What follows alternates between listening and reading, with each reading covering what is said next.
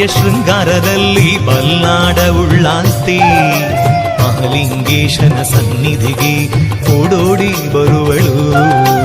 ಮಲ್ಲಿಗೆ ಮಾಲೆಯ ಶೃಂಗಾರದಲ್ಲಿ ಬಲ್ಲಾಡ ಉಳ್ಳಾಲ್ತಿ ಮಹಾಲಿಂಗೇಶನ ಸನ್ನಿಧಿಗೆ ಓಡೋಡಿ ಬರುವಳು. ಅಮೃತಗಳಿಗೆಯ ಭಕ್ತರ ಪ್ರಾರ್ಥನೆ ಕೇಳಿದ ಉಳ್ಳಾಲ್ತಿ ಬಲ್ಲಾಡ ದಿವ್ಯ ಗುಡಿಯಲ್ಲಿ ಎದ್ದು ನಿಲ್ಲುವಳು. ಶೃಂಗಾರಗೊಂಡ ಮಣಿಮಂಚದಲ್ಲಿ ಶೃಂಗಾರವ